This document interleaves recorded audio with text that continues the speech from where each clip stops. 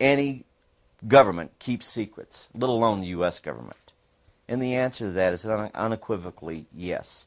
But one of the greatest weapons the intelligence community has at their disposal is a predisposition by the American people, the American politicians, and I hate to call them debunkers, but we'll call them debunkers, people who wish to try to debunk UFO information. They immediately come out, oh, we can't keep secrets, we can't keep secrets. Well, the whole situation is, yes, we can. I am prepared to state that I have been at locations where craft of unknown origin that did not originate on the face of this planet was there. I am prepared to state that while I was there, we saw living, dead bodies of entities that were not born on this planet. I am prepared to state that we had what they referred to as interfacing with those entities. I am prepared to state that the situation is they have a school to try to indoctrinate people. I never went to that school. I always refused. We have contact with aliens not originating from some foreign country, but from some other solar system. And I have been a party to that. A government is widespread, as everybody knows. I mean, it's into everybody's pockets and everybody's life all over the place. And the same thing holds true for the UFO extraterrestrial, if you want to look at it that way. But very, very few people really know the full knowledge of what's going on. It's held very tightly within black covert operations.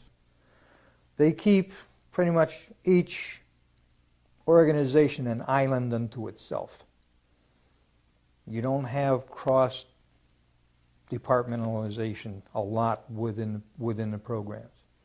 TRW, Johnson Controls, Honeywell, all of them at some point or another became involved with the intelligence field, certain works, some of Phil Corso's early back engineering projects. If you will look into those, Atlantic Research was one of them, way back. Entities that were created out of people in the Pentagon to become a quote-unquote Beltway bandit. Received projects, grants, and monies to do certain projects that were so highly classified, even though there was only a top secret, but so compartmentalized that only about 4 people would know what was going on. But as far as UFO and intelligence and extraterrestrial goes, it's right at the top. And I would say that the president has such limited knowledge of it. I know Carter did not have any knowledge whatsoever. And I worked right there with the organization, President Carter's organization. This is in January 21st. Actually, the meeting, I guess, took place on January 22nd of 1977.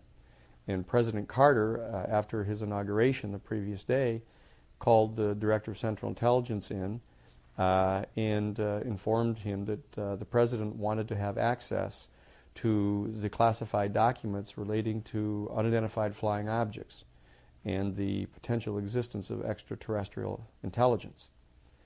At that time, the Director of Central Intelligence, George Bush Sr., informed the President that Mr. Bush was not going to release this information to the President. In fact, Jimmy Carter was not brought into the loop. They, for some reason, the control group, they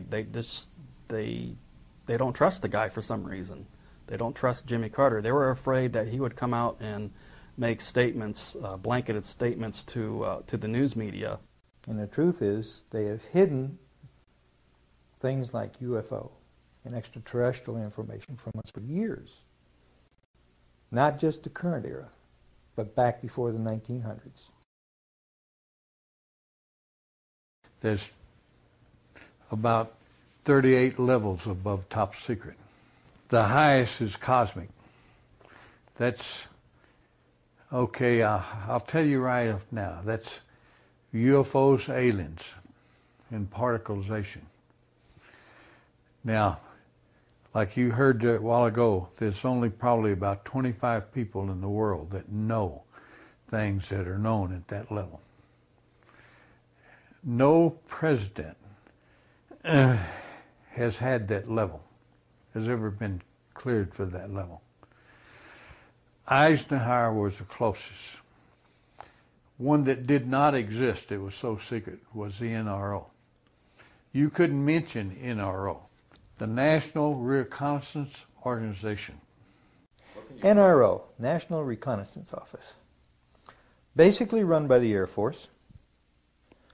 The Reconnaissance Office, from my understanding of people that I've had contacts with since I retired, has taken on a lot more responsibility, particularly towards UFO and extraterrestrial activities. Almost you could say that they picked up where Blue Book dropped off. Eisenhower wanted somebody to be in charge. He tried the CIA director, and it didn't work. CIA was working primarily for itself. Most of the intelligence directors of the services were working for themselves. So he said, I want it to be independent. I want it to be civilian. I want it to be some of our top scientists. And so it was organized under the name, the NRO. If you're on that level, there's an organization worldwide called ACIO. That's Alien Contact Intelligence Organization. If you pay your dues and you follow the rules, you can benefit, your government is allowed to benefit from that organization's information.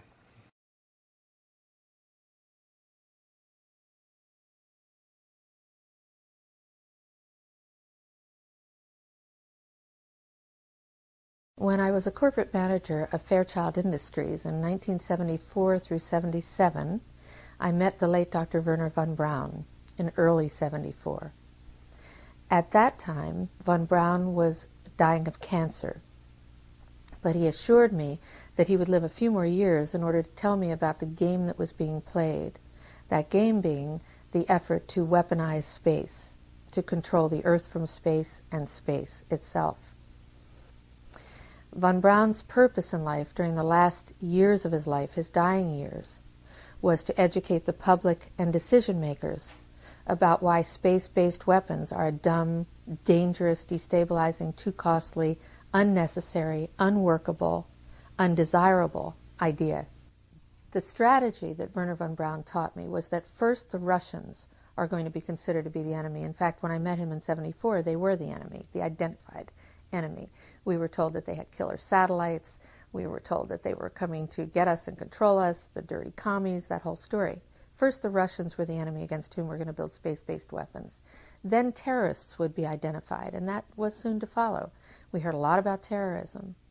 Then we were going to identify third world country crazies. We now call them nations of concern. But he said that would be the third enemy against whom we would be needing to build space-based weapons. And the next enemy was asteroids. Now, at this point, he kind of chuckled the first time he said it. Asteroids, against asteroids, we're going to build space-based weapons. So it was funny then. And the funniest one of all was against what he called aliens, extraterrestrials. That would be the final card.